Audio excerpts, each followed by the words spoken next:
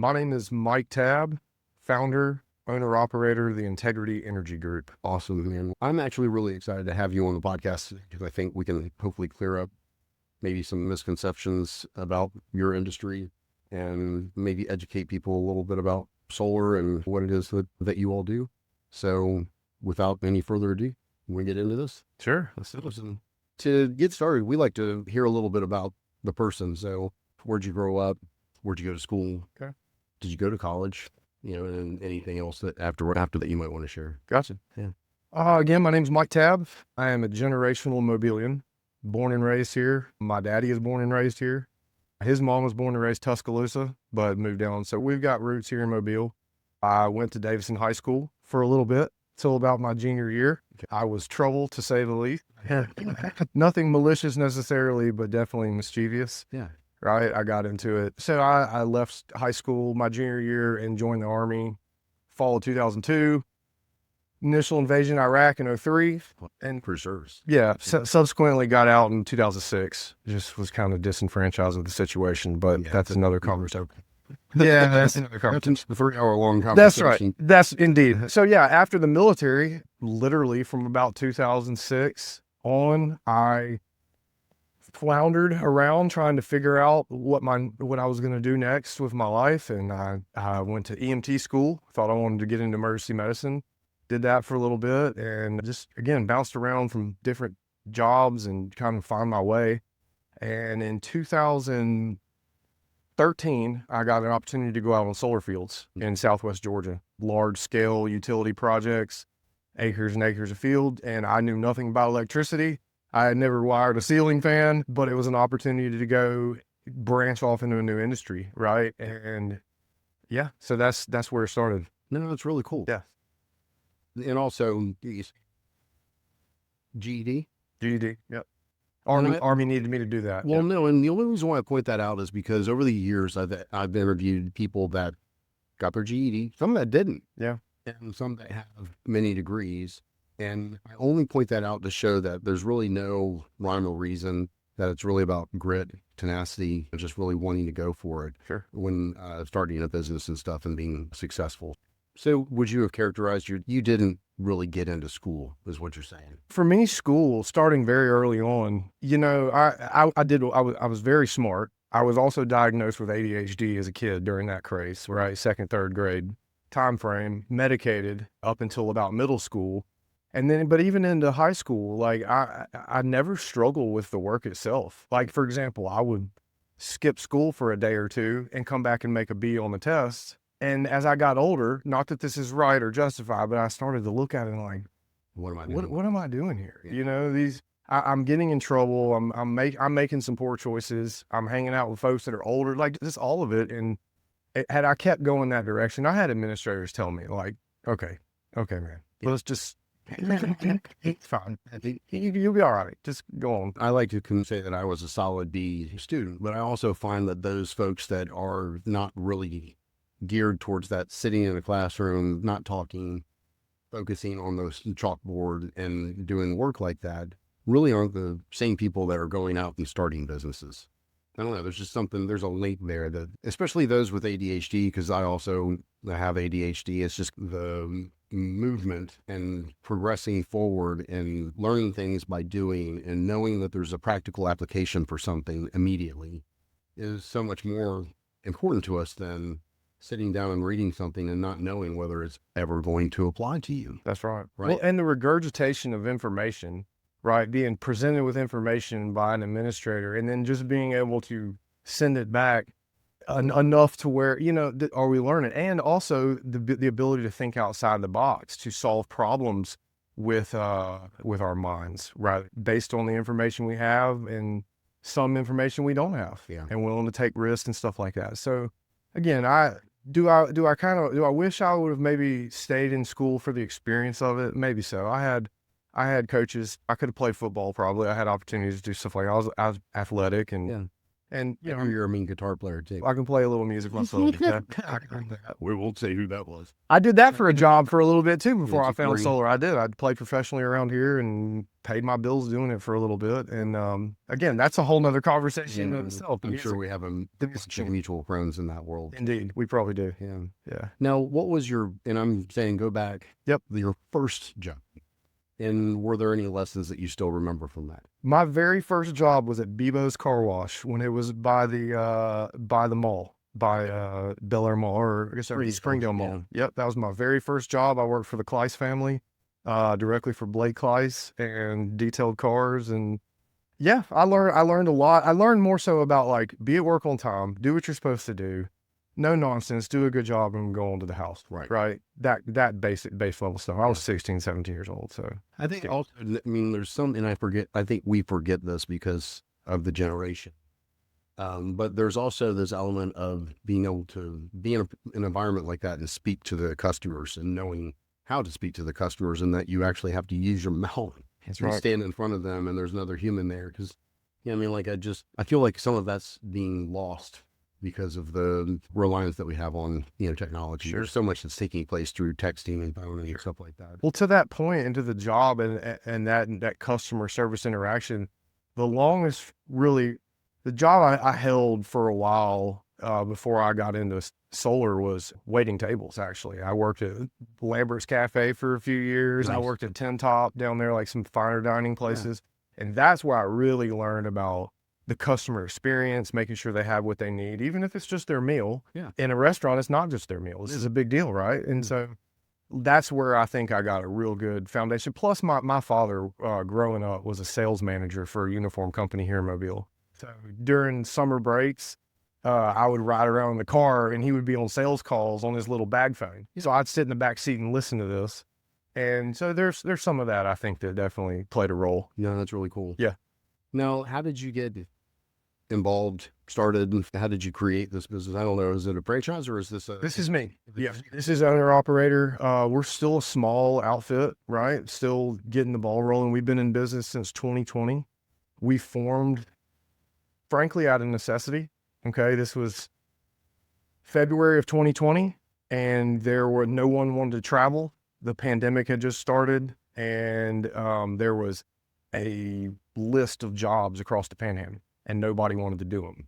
And I talked to my guys and said, "You guys want to tackle them?" And we formed an LLC, did it all very quickly. And that first year, we were all in the state of Florida the whole time, installing jobs, selling new work, just really building the foundation of what it takes to run a solar company. Previous to that, I had held pretty much every position in this industry at the highest levels. I've set up operations for large 9-figure outfits. Yeah. I've, again, started at the bottom on roofs, ordered the materials, wired everything up, wired it up, coordinated with electricians, coordinated inspections, the whole deal. So when I came into this, when I decided it was time to start a business, yes, it was by necessity, but also it was time anyway. It was my only move to make. Yeah. So how it usually is. Yeah, right. You're pushed in a situation where you either do something or just, you don't, right? Choices. Well, so I have been doing a little bit of research over the last year about solar, and I have an interest in it, especially as electricity rates go up. You'd like to think, oh, if I make, whatever, $10,000 investment, then maybe I can cut my monthly expenses by, whatever, right? And was just surprised at, the response maybe is not the right word, or just the positioning of solar in Alabama, right? So for instance, this past Mardi Gras break, we went to Disney, and, they have solar all over the place. Like if there's an off ramp, there's a solar field in the middle of the off ramp. We went to the McDonald's there on Disney property, and the McDonald's was completely run by solar, and it wasn't unattractive. You couldn't really even tell. I mean, if they didn't point it out, then you probably wouldn't have noticed. But, every light post that they had in the parking lot had solar power, and, they had a bunch on the roof, obviously, that were providing the electricity for, the business. And I don't remember whether they said that it was 100% run off of solar, but I want to say that it did say that. And so I became very interested in it after that, especially. and started looking into some things. And then, of course, the whole deal with Stockton, with the power field that they are gonna put in there, as far as I know. And so but I was really surprised at just how people what they were thinking about solar, because it just doesn't jive. Yeah. And so, if you were to say one thing to people about solar, and where we're at right now with that technology, what would you say? I would say that over my career, particularly the residential side of things, and all the customer interactions I've had, and I've asked out of curiosity, what pushed you to make this decision? 98% of the time, it's always financial, right? I think if we zoom out at the national level and how this solar stuff has been presented to the public, it's always had a going green climate connotation Yeah. attached to it. And I think to some extent that's disingenuous, right? I don't think that has helped our industry. I think that, especially if you're dealing with people, and I don't want to get into the validity or that or not, because people can feel how they want about that. But I think that's not, whether global warming, climate change is or isn't the case, that's still not why people do this, particularly where we're at here on the coast, right? Yeah. Having a generator with a return on investment is what we like to call it, a battery-based solar system where day in, day out, I can offset your power bill, right? But then when the power goes out, it operates exactly like a generator would, right? Just quietly with very minimal maintenance compared to a generator. So it does have a return on investment. But I would say there, again, it's just the waters are muddied. This conversation has gotten so convoluted that it's hard to see the forest for the trees, pun intended, with the field up there and off, right? It really is. Folks don't know what's what. It's kind of indicative of where we are with everything, right? Everything. People just don't know who to believe or what to. That's right. It seems like every subject matter seems to have this problem. What's fact and what's fiction, right? Where in all of this conversation is the truth, right? Yeah. And especially when there's agendas, there's financial motivations on either end of it. There's political motivations behind it, whatever the case may be. None of that takes away from the viability of a solar panel in the sun, right? When it takes a very minimal amount of sunlight to wake up these solar panels and get this system doing business. And day in, day out, as soon as that sun hits the panels, we're charging a battery and servicing a load. But then if we have a cloud pass over, right, we can pull from the battery. If we have a little less battery, we can pull from the grid. So the grid now becomes our backup in these scenarios. And I'm probably getting a little ahead of myself and how they work and all, but again, the reason behind this is strictly financial. In most cases. Well, I'm just I've got a lot of questions. Yeah. There's been talk about the solar panels are detrimental because they leak certain things into the soil and all those kind of fictional things that have popped up. Just run through them, some of these real quick, and just what you hear on a regular basis and what might be untrue. Sure. When you're dealing with this, like with the solar field here in the area, because the general population is not familiar with this technology. There's been some very out there theories about what's going on and what potentially is going to happen. Like Silicon Ranch, for example, they're going to graze sheep, right? I heard through the opposition that the concentration of sheep manure is going to damage the bay somehow. I've heard, like you said, I don't, because we're not pumping enough of our own shit into the water. It's like take a trip over. Have you been over the Dolly Parton Bridge lately and looked out either side of the window? And then we want to talk about sheep dookie, stuff like that. And then the solar panels leaking, it just doesn't work like that. There's no fluids. It's an encased it's got an aluminum frame and it's got the equivalent of 3 tempered glass windshields, which is your glass. So it takes a serious hailstorm would damage it, but they would still make power. And right, that even if the glass sheet is cracked, the cells inside of the panel would still make power. And even if it does crack, it spiders like spider veins like a windshield does. So you're not None of these components are, And even there at class, like yeah. going anywhere. And the components inside the panel itself is a series of bus bars, it's metal and silicon wafers. Yeah. There is no fluid leaking. They're sitting on piles that are driven down in the ground, no different than other types of construction.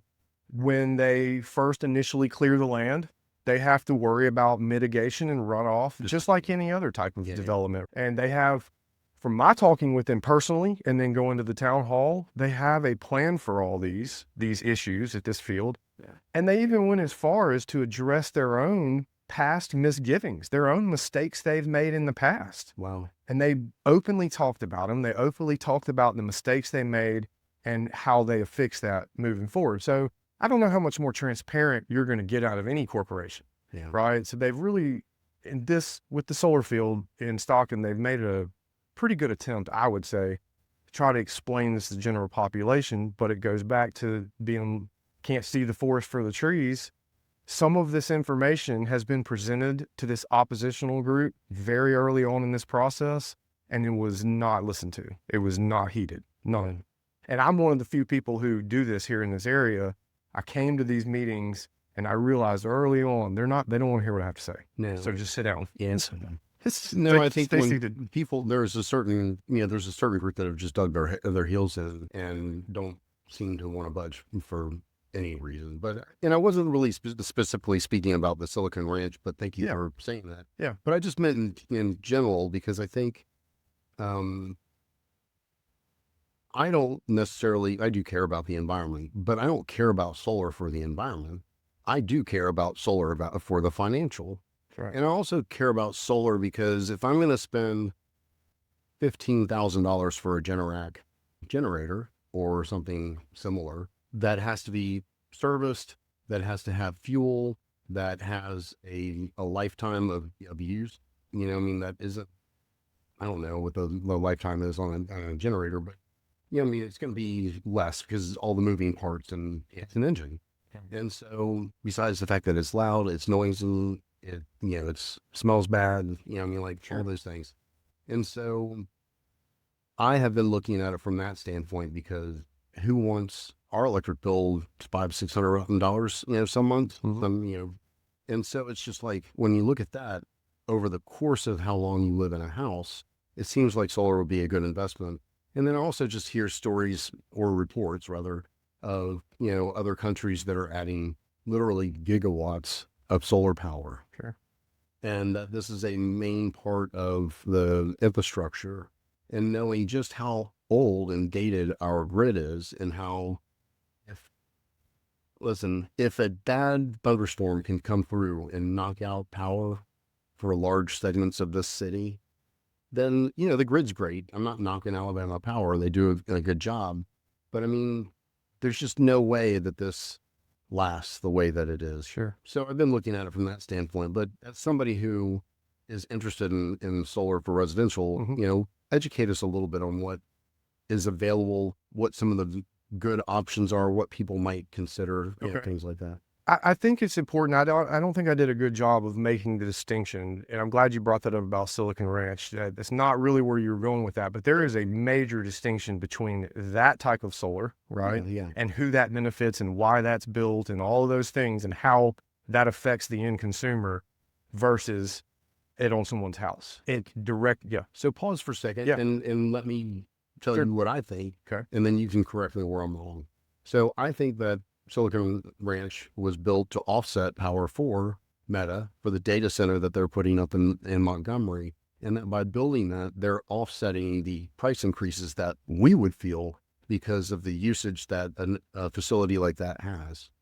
I would like to think that was the original motivation, right, behind that. Couple things about that. That data center is 200 miles away, and I would be shocked, and I highly doubt that there's special distribution lines ran from this field up there, right? Sure. So let's say, as we're talking about, and we're going to build this field, maybe on some level, at the larger scale of the grid, that power was needed up that way. Yeah. Does it mean that it's going to make it directly up that way? Does it mean that, Well, I wasn't saying necessarily that it was going to be Well, piped into the what data I mean is, center. yeah, I don't think that that really had anything to do with it. And the original reporting about this made it seem like it did. Like I was interviewed by Lanyap early on about this, and I thought actually the data center was in Baldwin County. I thought they were going to I thought so too. build a data center and have the field adjacent to it. And I was thinking, well, yeah, I would rather put it on the roof, but at least we got it as close to the point of consumption as possible, right? Yeah. And so I was a big win. When I found out that it's up in Montgomery, I realized neither one of these things have to do with each other. Maybe on some convoluted level they do, but these utility scale developers build this because they can enter into a power purchase agreement with the utility company, and that power is being purchased at probably an avoided wholesale cost. Call it 3 to 5 cents a kilowatt hour. Yeah. But you start doing that math over Yeah. 260 megawatts, it's extremely lucrative. I've Yeah. done the math, rough math on the conservative side, and it's lucrative. I mean, it is. And even in leasing situations, some of these developers that come in and offer these farmers what they do for leasing, there's no other lease that can compete. Yeah. And to that point, they used to do this with not satellite dishes, but cell phone towers and gas leases. It's Billboards. similar thing. Yeah. Silicon Ranch is buying the property. Now that's a whole separate thing. That's almost a separate industry, if you will, right? Yes, solar is their means of generation, but ultimately they could put a bunch of gerbils out on wheels out there and put a fence around it and call it whatever they want. Yeah. It's theirs, it belongs to them, and it's not going to affect our downstream power bill. Right. It's not, good or bad, either way, right? On the residential side, having it at the point of consumption, right above your head where all of this power is being used, the grid is acting as the backup, and we only pull from them if we absolutely need them, right? So the heavy lifting day in and day out is done by the solar and the batteries, right? Part of that puzzle is designing it properly, right? Every house is not viable enough. There's some places in Midtown Mobile. I've had some people reach out, couldn't do it because of shade or like something. the Oakley district. Yeah. You know, you got a 200-year-old oak tree. Yeah. We're not cutting that down. I don't want to cut that. Yeah. I'm sorry. I know you love solar. I love solar too, but I hit Yeah. my mic. The city's not going to let us do it, nor would we really want to. But then you go out, there's just plenty of viability though in other areas. Yeah. It's not right for everything. The government plaza, there's nothing I can do with that. I've worked with the Hangout, for example. I know the ownership of the Hangout from past music playing, and they wanted to put it on their roof. Their power bill would I can shock only imagine. I got their power records, and it would shock you what it is each month. And they don't have enough roof space. I'd have to put solar all the way down the public beach. Wow. Yeah. So see what I mean? It's Yeah. not right in every situation. But for another, on the positive side example, we just finished the Granger Industrial Supply on Mont Lamar here in Mobile. They had plenty more roof space. It was only 100 something panels, but it was based on the power consumption of that building. They don't need batteries. They don't need backup.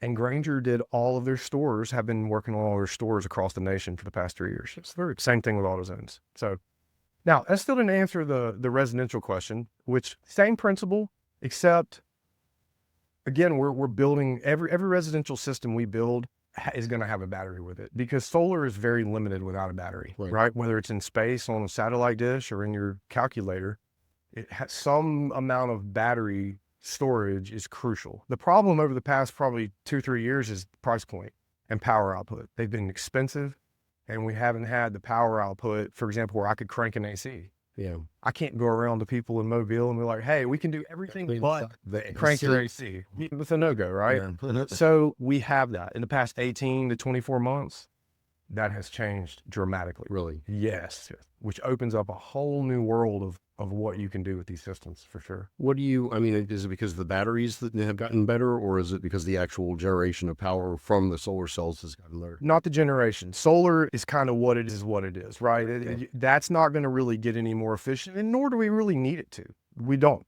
We've needed, and I think as an industry globally, we've seen this need. It's the next and logical progression of this whole industry. And what I think it is there have been hundreds of millions of dollars thrown at the development, the R&D. Oh, so you're just saying the price has come down, not necessarily, but the technology has gotten both, but because of that, I think that there's just been a lot of money and smart minds thrown at really good home battery technology. How can we do this and bring the price point down for the consumer? Yeah. I think that's been a lot of what it is. Yeah. So I'm going to put you on the spot. Yeah. You don't know that I'm going to do this, but Or you have a family home, 2,000 square feet, Mhm. air conditioning, your typical stuff, refrigerator, all that jazz. Yep. Is there a range that you're comfortable with saying, that if you did, battery backup and solar panels on the roof, is this, people, I'm asking him this, do not hold him to this, but are we talking 5, 10, 20, 30,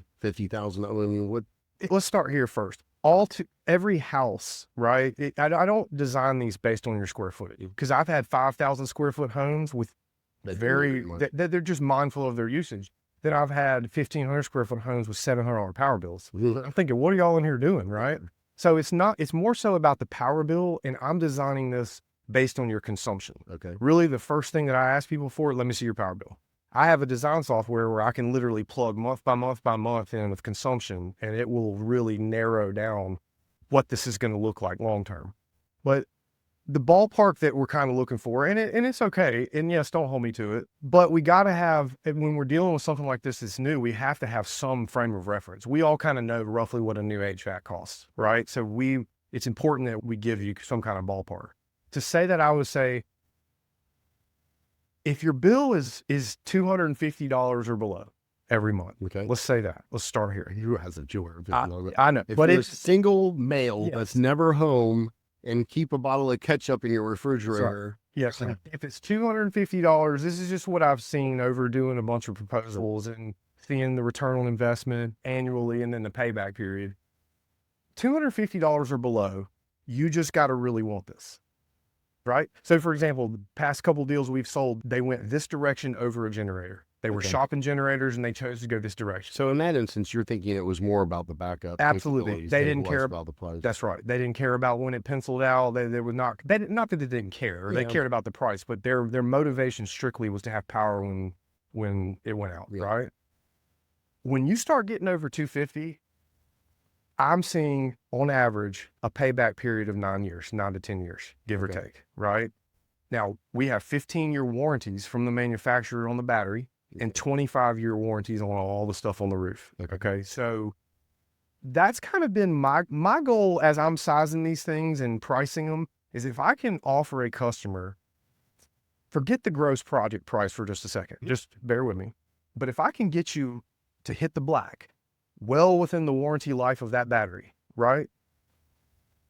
Yeah. I'm not saying there's nothing else I have to do, but No, I get what you're saying. I 'Cause it's a can't, return on investment you're going to everything after that is just profit. And whether it was $100,000 upfront investment or whether it was a $30,000 upfront investment, if you're hitting the black at 6 years because you have a $500 power bill, and at the end of the day, stepped back from this, you're going to give that to somebody, whether you like it or not.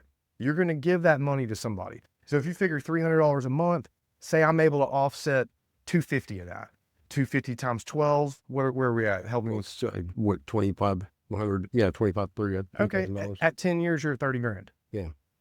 That's with no escalation. That's with no rate increase, nothing. You're at 30 grand. Which we know that the cost is going to go up. And we also know that by the time that warranty runs out, and if you have a problem with the battery, that the batteries will be much different. That's right. Solar is going to be accepted. It's just a matter of time. That's right. Because, I mean, the one thing that we are being told over and over and over again right now is that we have this big ball of fire in the sky that even if we were to burn all of the other planets in the solar system, that they would still, that burning flame in the sky would still round up to 100% of all of the energy that exists in the solar system. That's right. And we can only capture a very small fraction of it. I saw Musk and some of those smart minds talking about this, Yeah. and this theory that has to do with capturing energy. Yeah. And the amount of energy that we capture from that glowing ball is so Nothing. minuscule, it's not even funny. And I think that the people that, I mean, I don't mind AI. I mean, I'm doing a lot of AI consulting now and, evangelizing AI. If AI didn't exist, I'd be okay too. I'm not, these guys that are really kind of like, driving it, but it exists. And I know that it's not going anywhere. So I'm going to deal with it in the best way that I possibly can. But these guys that are driving the AI realize that they're up against a brick wall with the power grid and, generating your own power. nuclear isn't ready to come on just yet, but it will, and it will be safer and smaller and all the things that they're talking about. But the one thing that they're all kind of focusing on, because it's easy and cheap and readily available, is solar power. Yeah. And when you think about China adding gigawatts of solar power in a year, and we don't even have that much power. Yeah, I mean, it just kind of boggles my mind. And so it does have to achieve a certain economy of scale, right? You have to get to a certain point where it makes sense financially for people. But I only see that getting better. Yeah. And I only see the technology getting better, especially with AI helping it, get through. Anything else you want to talk about with solar, as far as, I know it doesn't really necessarily matter what brand, but we were talking earlier, and you do represent a couple of brands, including Tesla, which I thought was interesting, because you don't really hear a whole lot about.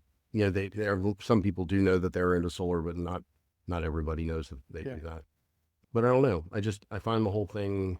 I find it fascinating. I wish it was a little bit more accepted, here, because I think we could make such good use of it. Absolutely. And the utility, they don't like to admit this, and I try to do a good job of I don't like to vilify the You're not utility. bashing them. I'm not. They provide a stable way of life for all of us. Your air feels good right now. It feels good. And we don't have any solar panels. All these lights. That's and right. Camera I love that. But it's kind of like what you alluded to with China. Yes, they're building large scale solar, but they're also building coal, and they're taking all comers. Yeah. And I think that's where I stand on it. Let's continue to drill. Let's get on board with smaller nuclear reactors, but to deny the viability of solar just because your political leanings or because you may just not understand it and don't have the humility to admit that. Right.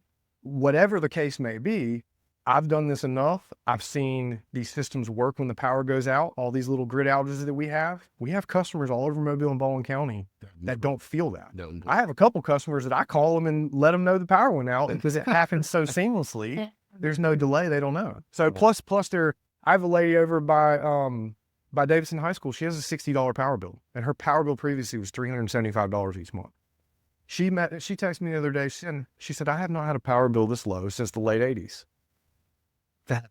So it's not up for debate. If anybody in your viewership or in this whole entire city would love to debate this with me, let's do it. I talk with Alabama Power. I deal with Alabama Power engineers on a constant basis. Yeah. The engineers at Baldwin EMC and Riviera.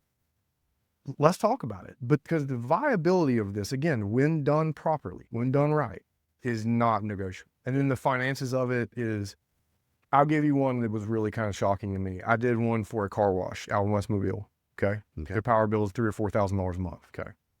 Their payback period, I was asking them to spend multiple six figures. Okay. On this investment. Their payback was 6 years. Okay. Their savings, because my design software will show you a savings. Yeah. Their savings over 30-year life of this system was $2.6 million. God bless. And their ROI annually was like 24% annually on that $400,000 I was asking them to spend. Plus, I was covering their vacuuming areas, creating shade while making power. Yeah, so it's a benefit to the client and all that. Now, I get it. $440,000, it's a lot of money. Yeah. But so is $4,000 a month. Yeah. Yeah.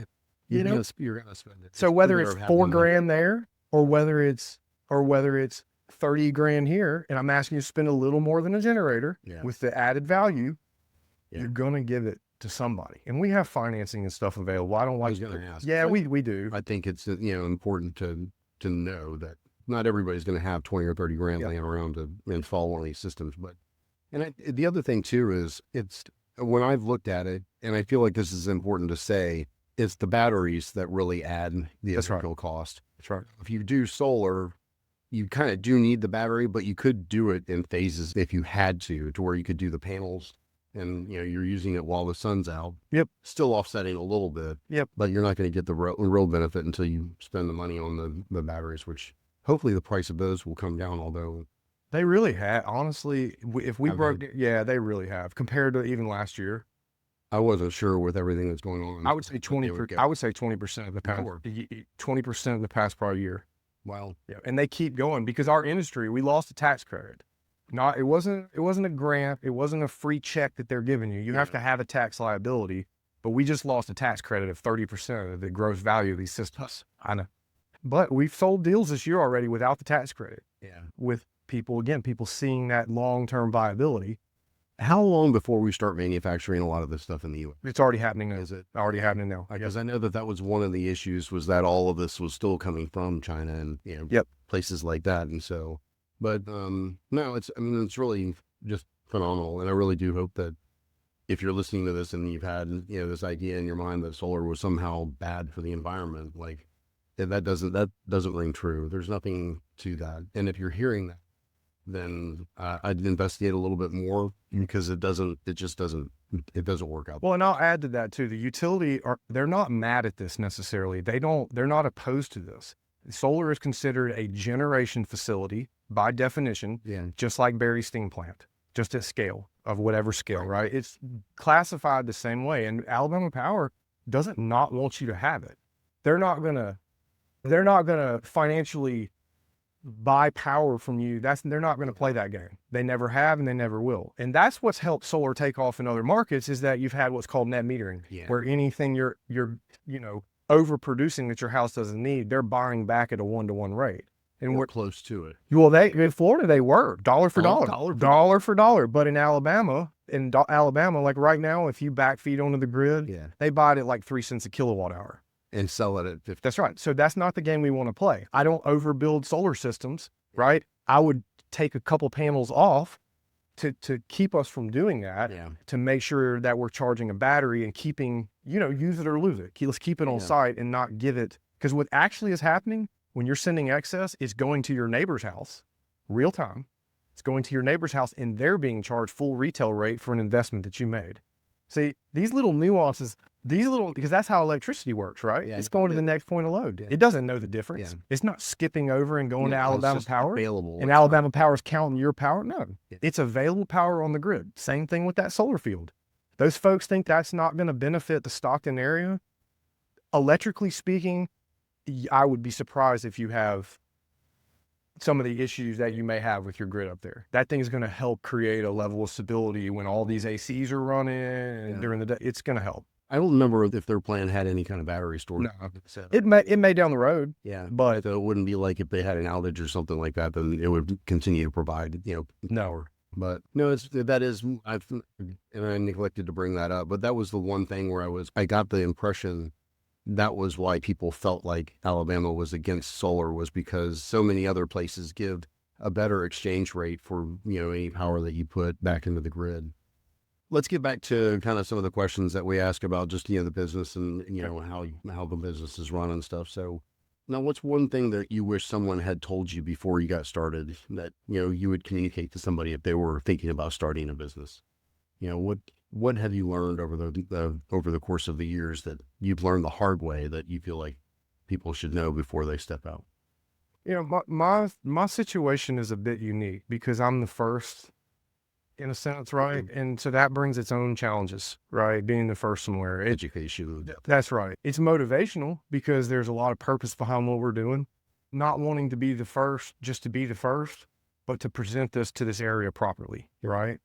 The one thing I think that just in business in general is to be patient sometimes. Know when to be patient and know when to hit the gas. Know when to go, know when to slow. Networking, I could have done a little better job of that. And for me too, marketing. I think that's one of the things that I have neglected. Not neglected, but I just haven't done an effective. Haven't spent as much time on it as you should. That's right. Marketing precedes sales, and you can have the best product in the world, but if nobody knows you, then I think I've heard that before. So it keeps repeating in my head.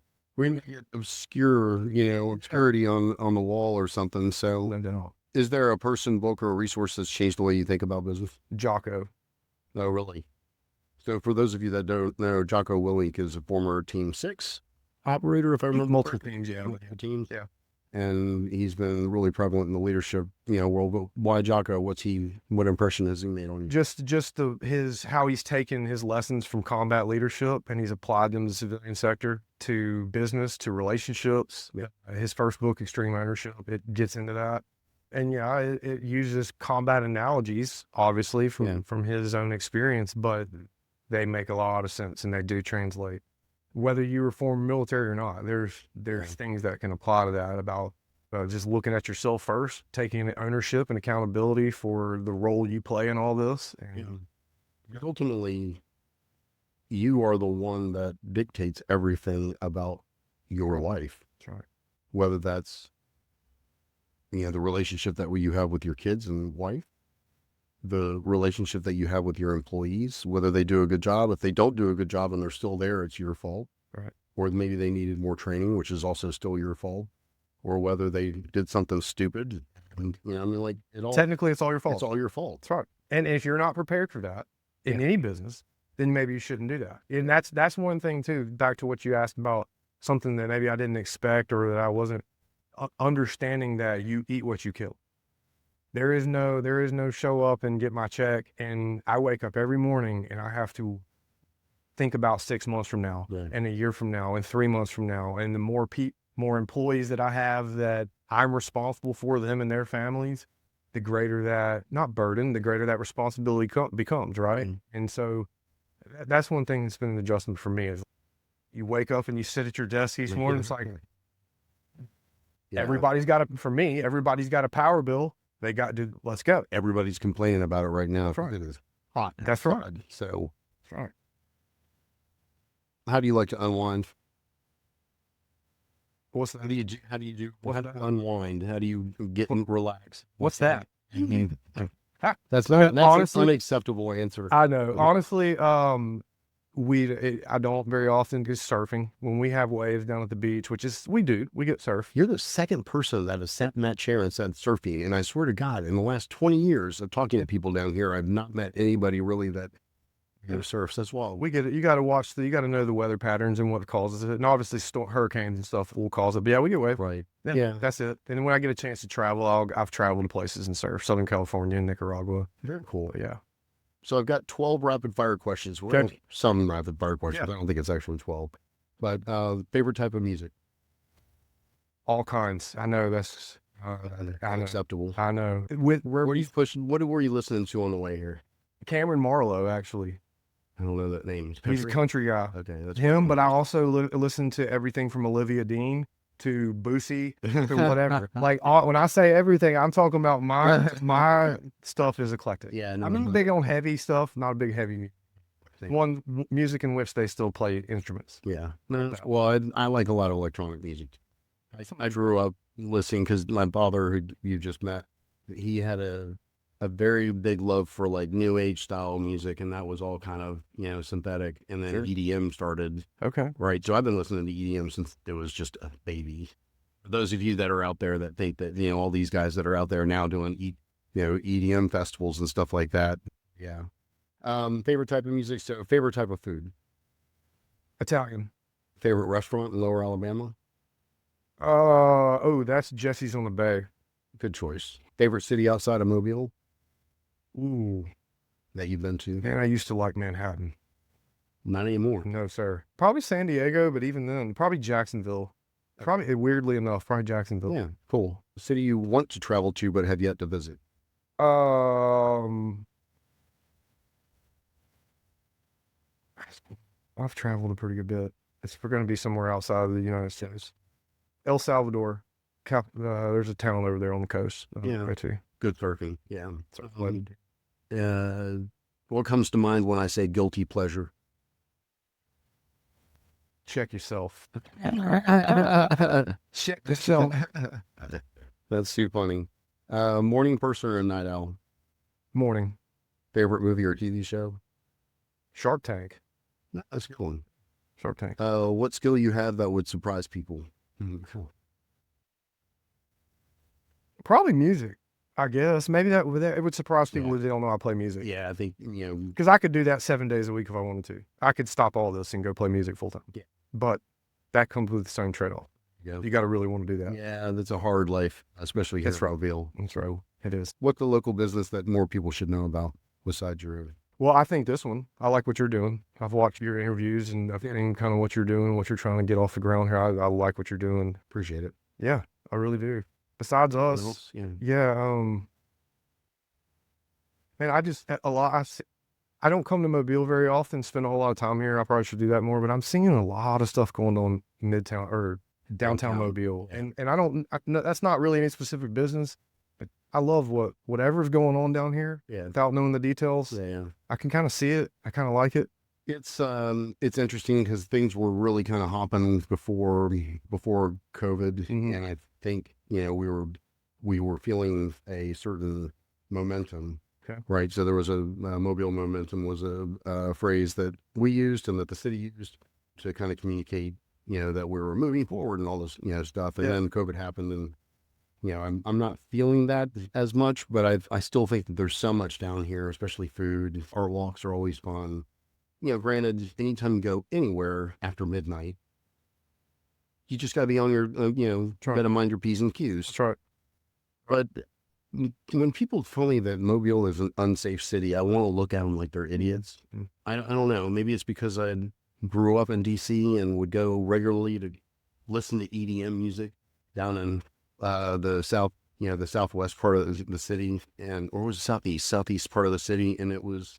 At the time, it was the murder capital of the United States. Crack cocaine was big. Mayor Marion Barry was caught with a prostitute famously. It was all around that time. Yeah. And so when people say like, "Oh, I don't go to Mobile, it's too dangerous," it's like, no, it's not.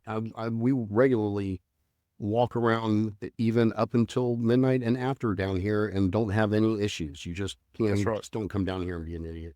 That's anywhere. I've been in bad parts of Maryland too, in the Inner Harbor area, in Fells Point. It's like, and you go, and even in especially now, really even in Nicaragua, you go in it doesn't matter. That's a third world country. Yeah. You go out, you go out looking for trouble. You're going to find it. Yeah, downtown would be what. And the thing that gets me is that any kind of city like this has to have a good and vibrant downtown in order to flourish. Sure. And the way that happens is through small business owners coming in and opening up restaurants or shops or, things like that for people to come down and visit. Hospitality plays a big, industry down here, and we've got to stop relying on Mardi Gras. That's right.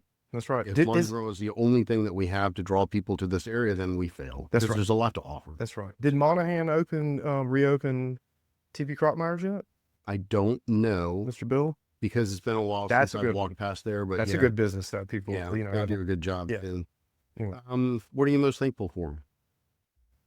That's not a rapid fire. I know. Just the honestly, start with the breath in my lungs. Yeah, I'm thankful for that. I'm thankful that I made some poor choices in my life at times, and I've done had reckless behavior at times. So I really. Not to get all heavy, but I'm fortunate to be here. Yeah. And I can imagine. I'm grateful for this opportunity that I have with this company. Yes, I've worked hard to get to this point, but I've also, some of it's been timing. But yeah, I'm thankful for that. I'm thankful for the opportunity. I'm thankful for my family. I have kids, and thankful for, That's cool, man. Just thankful for it all at this point. Tell people where they can find you. Well, we have a website, theintegrityenergygroup.com. Okay. The Integrity Energy Group at the beginning.com. We've got some stuff on social media, got a little YouTube channel. What I've done on our social media too, I've kind of screen recorded live views of customer systems, and I'll talk over them, and where I can explain in a little more detail what's going on. Feel free to call us. We got contact information on there. If you've got random weird questions that you think are weird, there's no such thing as that right now. Yeah. This is new. So please, if I can't answer it, then I will get an answer, but I probably can answer it. Yeah. Been doing this for a while. So reach out. Well, I want to thank you for coming on the podcast. To wrap up, any final thoughts or comments you'd like to share, anything that we didn't cover that you felt needed to be covered? No, I just think that, as with anything, that we need to make sure that we're armed with facts before we start forming staunch opinions that we build policy and things around, right? Whether that's our decision makers here in our regional area or as individuals. Yeah. Form your own opinion. Solar is not the end all be all. It's not to every problem we have. It's not the silver bullet to all of our energy solutions. But does it play a role? Absolutely. Can it play a viable role in this additional power that's being required from the grid? Absolutely, it can. Yeah. But this all or nothing thinking that we, as a society, seem to approach issues with, right. Like it's either got to be all this or let's just all oil and all this. No, that just doesn't really serve us well. I don't think. And I don't want to ramp back up again. Yeah. But I just, just I will my ramp back thought up. was just that I know that people are scared, that a lot is changing extremely quickly. And I mean, you want to talk about something? Bluefish is an advertising agency. They have literally said that by the end of the year, that anybody that works on the computer, especially in advertising, is not going to be needed anymore. Now, I think there's some nuance to that. I mean, I think that keeping people accountable, the expertise that you bring and stuff like that lends itself to having us around a little bit longer than that. But at the same time, like, I get what they're trying to say. Like, this is, you know, moving in a direction, and people are afraid of what that direction means and what it means for the way of life that they have enjoyed for so long. And there's this thing, whether it's data centers, AI, solar, energy issues, all this stuff that's being presented to us, and they're politicizing it all. When the reality is that if we can just bring the cost of energy down, regardless of how we do it, if we bring the cost of energy down, then everything gets so much cheaper. Right. And so I would encourage people to, before we start putting up roadblocks on things, to really look at things on a case by case basis, because the technology of even 6 months ago is old technology.